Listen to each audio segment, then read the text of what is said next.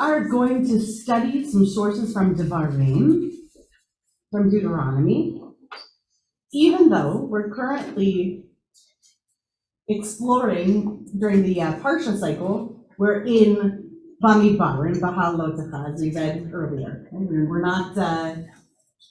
not sticking with the exact Parsha for our Parshanut, because Deuteronomy means what? What's Deuteronomy translate as? Devarim. Devarim into Hebrew, and then into English? Deuteronomy means a second telling. It's actually a repeat. Yeah. So, but we kind of know that, right? We know a couple of things. First of all, internal to the Jewish canon, we have a history of the finding of a book of the Torah, and it's very likely that that Torah itself that is being referred to is Deuteronomy itself, which is a retelling. That's a little bit of critical text theory. And that retelling sometimes makes very interesting references back to Parsha stuff that we've been studying here in Bamidbar. So I want us to look at something from the Parsha, and then look at the relationship of that piece from where it's located in Bamidbar, in the fourth book of the Torah, and see what relationship it seems each of the rabbinic masters who had something to say about a line in a later book that's referring to that thing way back in the previous book later. So we're going to try to create that bridge across the two books. So what we're going to look at briefly in the Chumash, in the Tanakh, is from the 11th chapter of Numbers, of Bamidbar. It's on page 827 if you're looking in Eitz Chaim.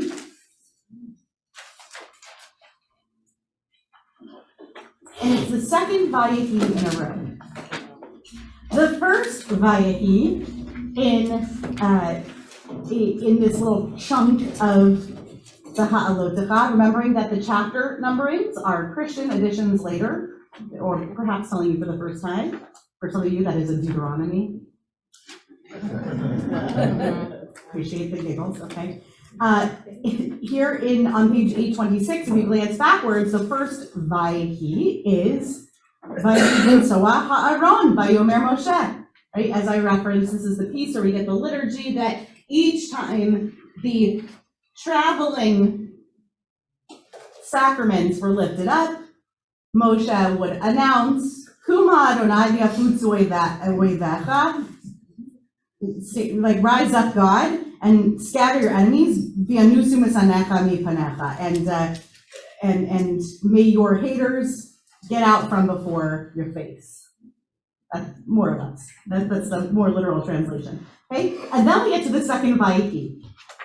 The people took to complaining bitterly before the Lord. Now you know that we're talking about Jews. Okay? The Lord heard and was incensed. And so what did God do? God sent a fire. So a fire of the Lord broke out against them, ravaging the outskirts of the camp. The people cried out to Moses. Moses prayed to the Lord, and the fire died down. That place was named Tav-erah because a fire of the Lord had broken out against them. It's a play on words in the Hebrew. The riffraff in their midst felt a gluttonous craving. And then the Israelites wept and said, if only we had meat to eat.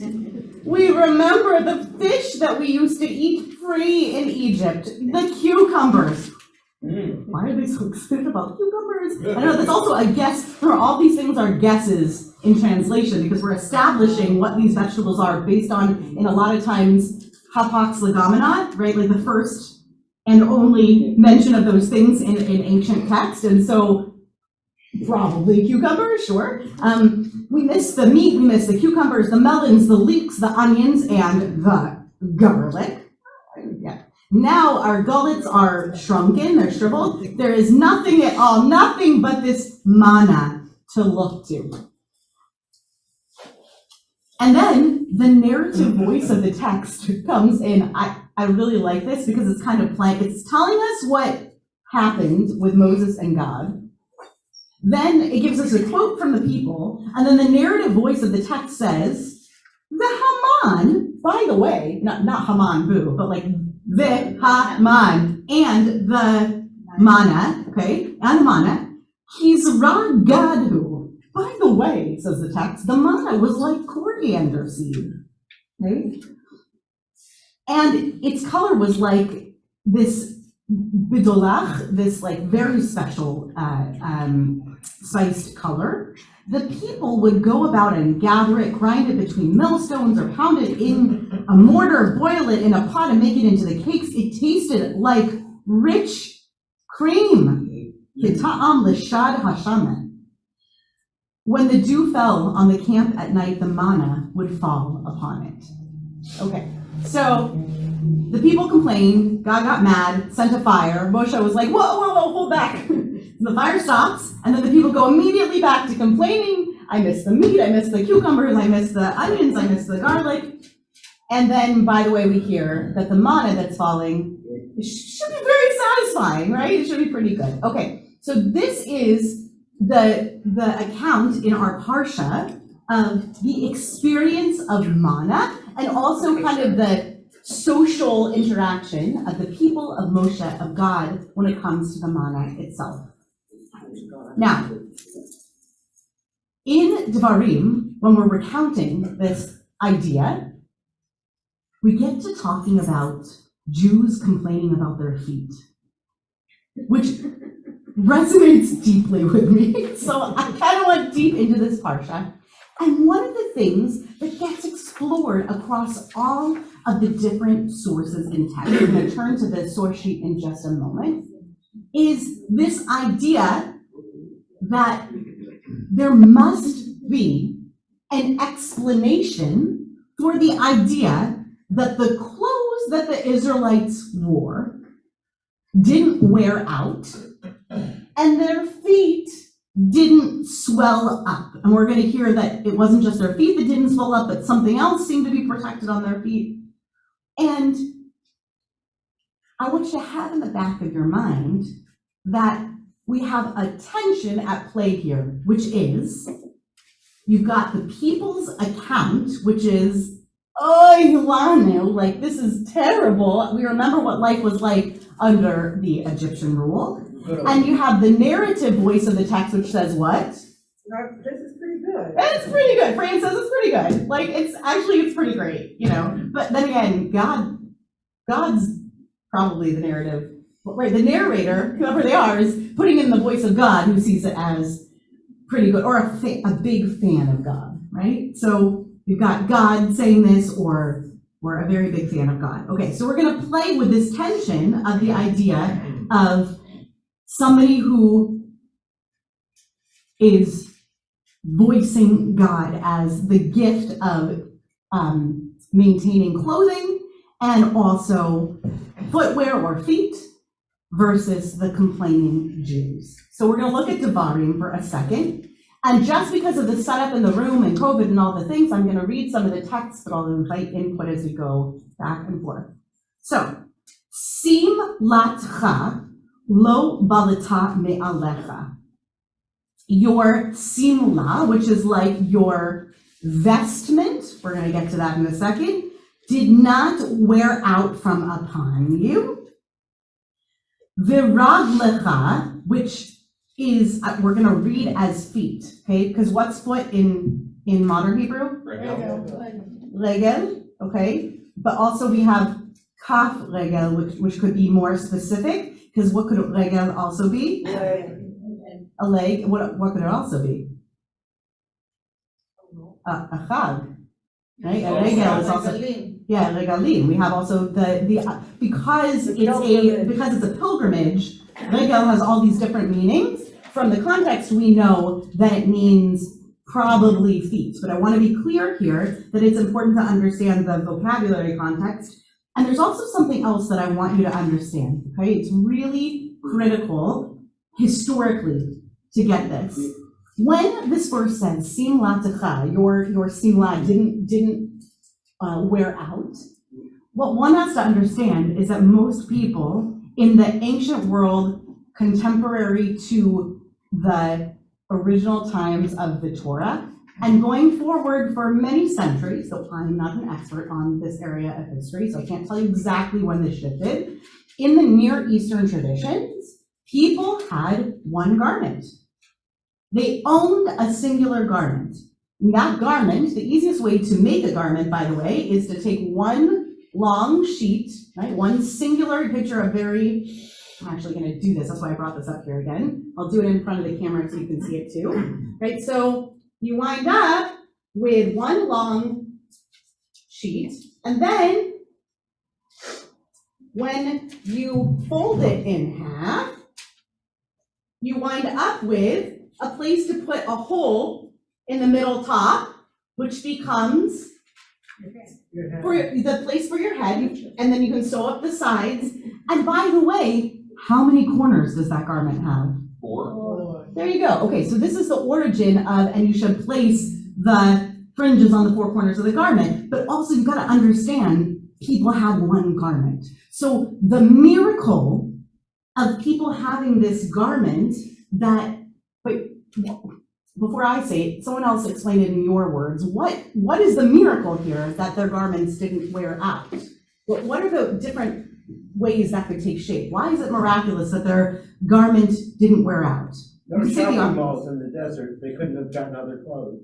Right, they couldn't have gotten other clothes, possibly. We're going to see an argument against that, which is interesting. But yes, you probably, where are they getting other clothing? One thing. Good. What else? Also, people grow. Is there the children's Thank you. you. Absolutely. Tom says children grow, hopefully, right? Children grow. So how is it possible that the garment that fits, literally my kids outgrew the clothing I bought them 2 weeks ago, okay? They're almost 4 and almost 7, and they're going through sizes week by week. So how are these garments not wearing out from upon them in this regard? So those are the miracles. We're naming the miracles. Now, we're going to take a look at Siftei Chachamim, at this midrashic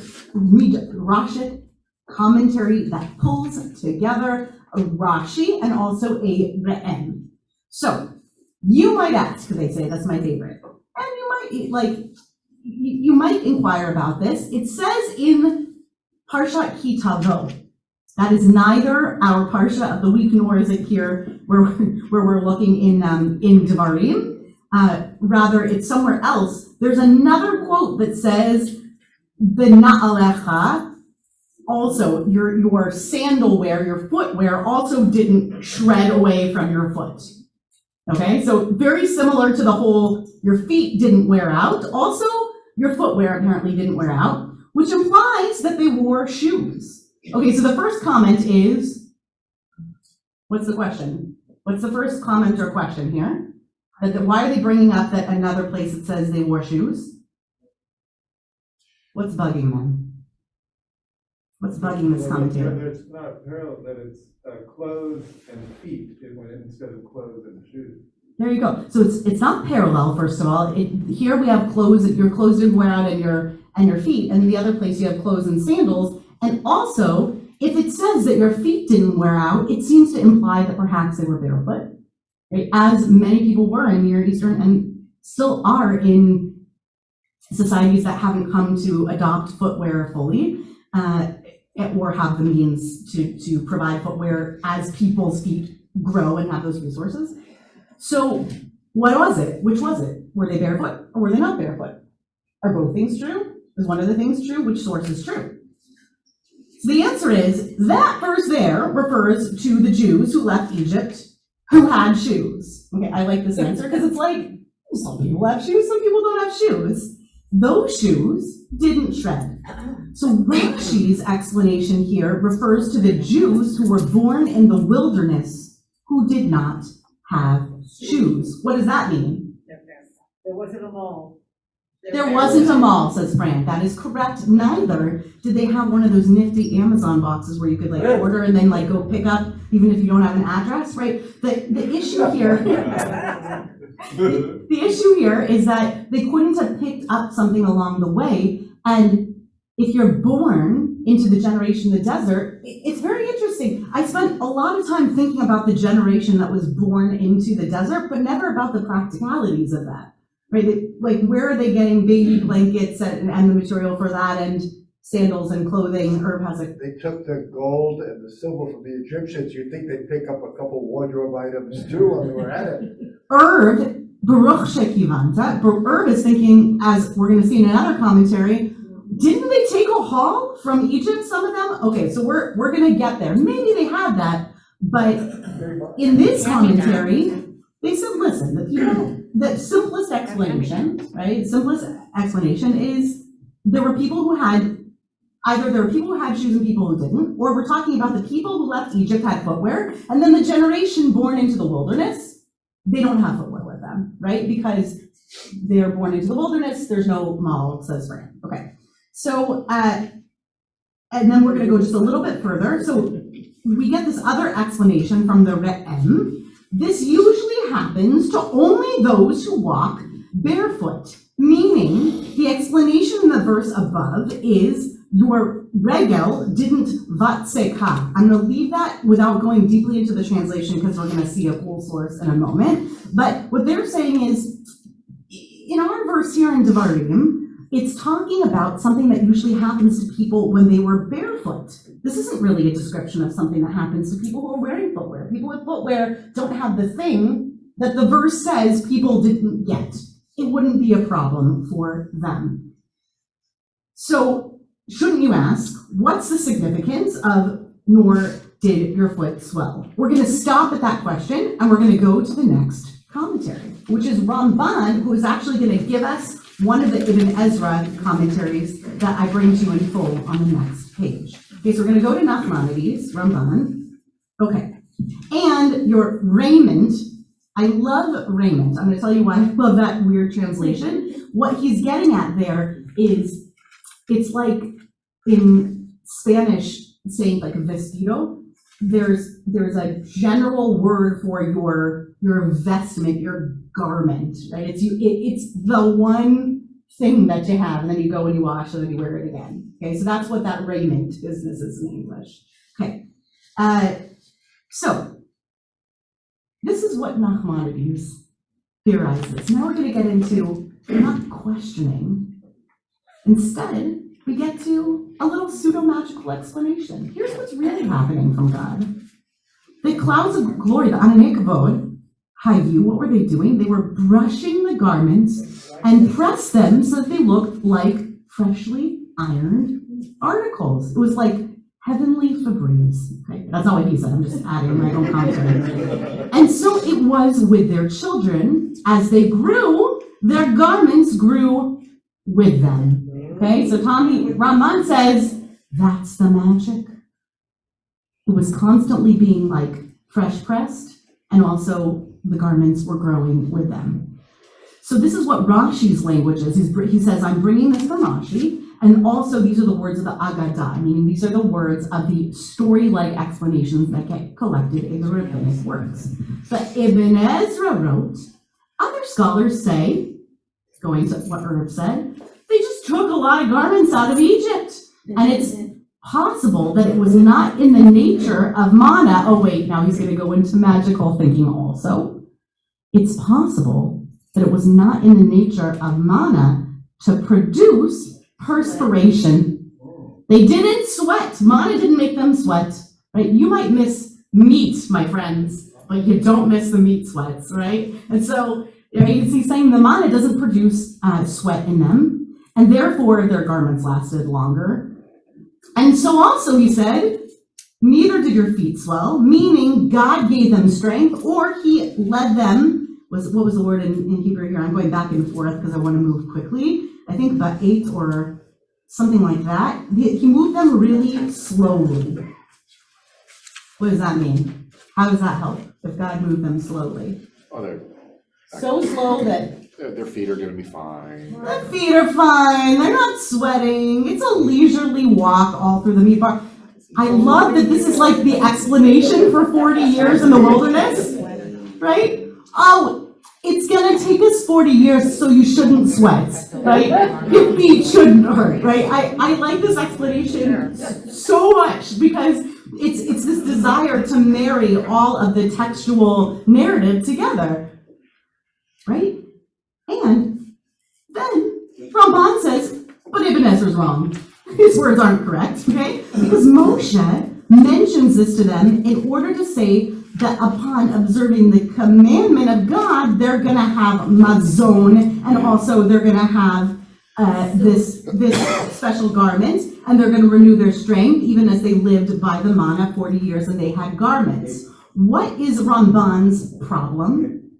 Why does he not like Ibn Ezra's explanation? Or rather, what does it seem? This is very Socratic of me because I do have an idea in mind, but I'm willing to accept other comments. Yeah, you have an idea? The fact that their shoes and clothes didn't wear out is because they made a mitzvah.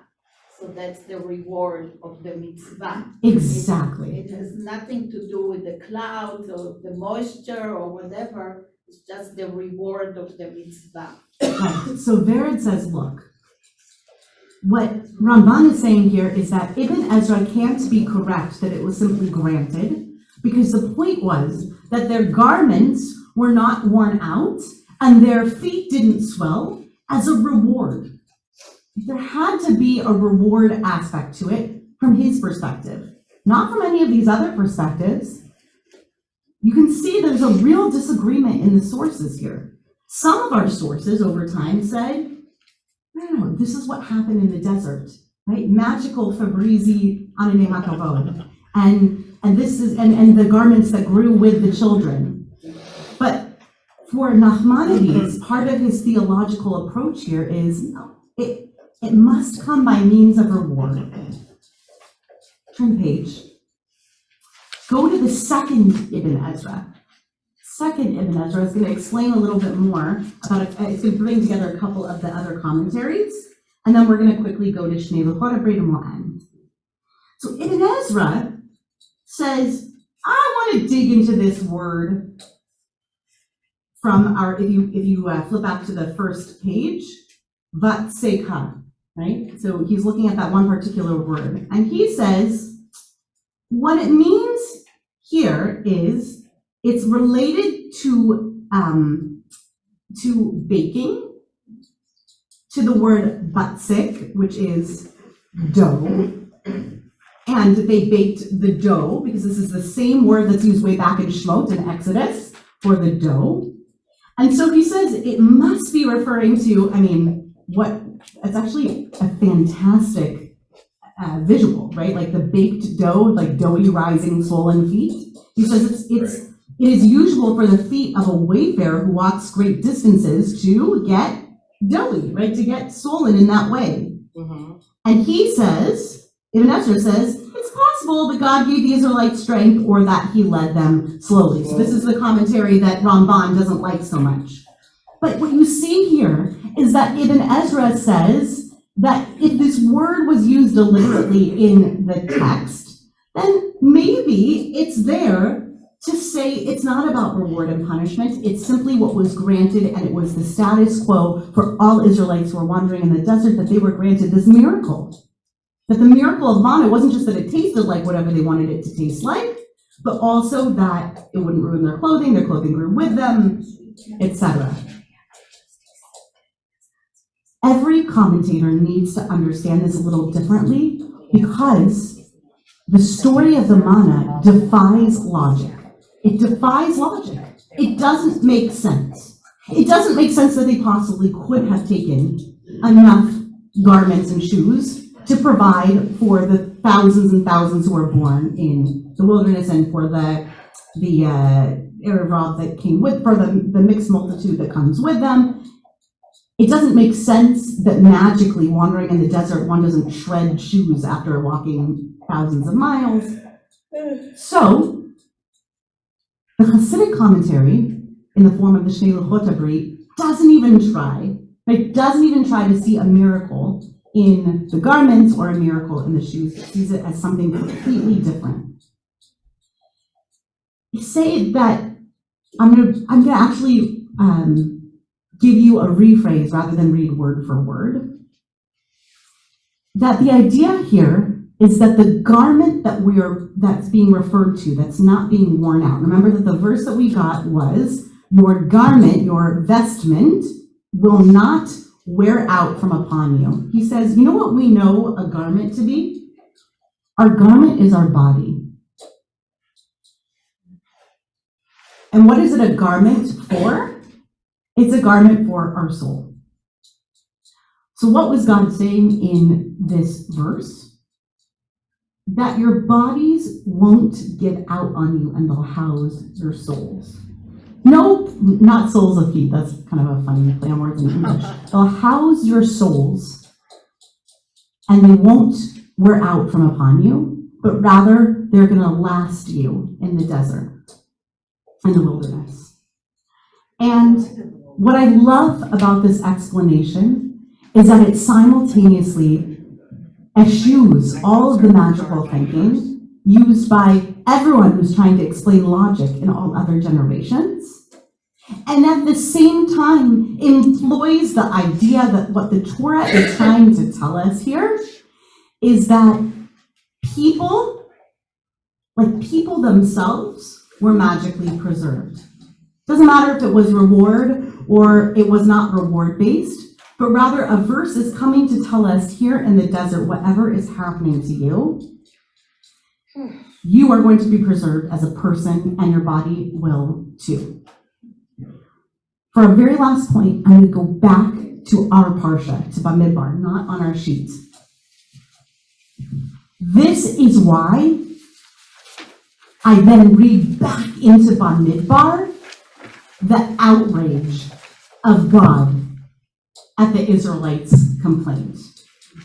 Because if you look back at the narrative and you think about the idea that the Israelites are in a situation having been led out of bondage, they've been led out of slavery by God. Now they're in a wilderness and they're fully reliant upon miracles at the hands of a heavenly being in order to survive.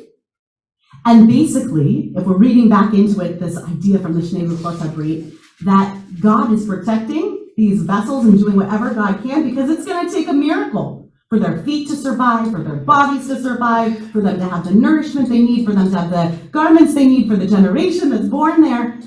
And what do they say? We miss our meat, we miss our cucumbers, we miss our onion, we miss our garlic. And I hear the Shnei Luchot HaBrit speaking back to those Israelites in that generation and thinking about that psalm that we read, Psalm 95 at the beginning of Kabbalat Shabbat, Arba'im Shana Akut Bador, that wicked generation that wandered for 40 years in the desert. It was like, the problem was they couldn't see the miracle, right? And the gratitude that ought to have been there for simply having survived.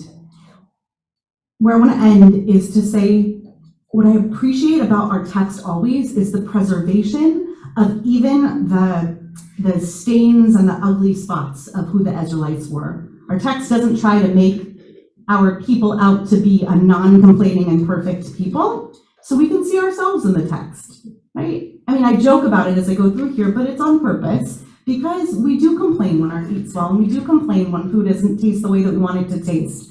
But what the commentaries are striving to do throughout history is to come back to us as we read this text through the generations and say to us, take a look at the issue though that's going on in the text. See the missed appreciation and the missed opportunities for appreciation. And then we can look back even all the way a whole book prior to Devarim. We're still in the Midbar, we're gonna eventually get to Devarim, and we can see that there just wasn't appreciation for whatever miracle was taking place in the wilderness.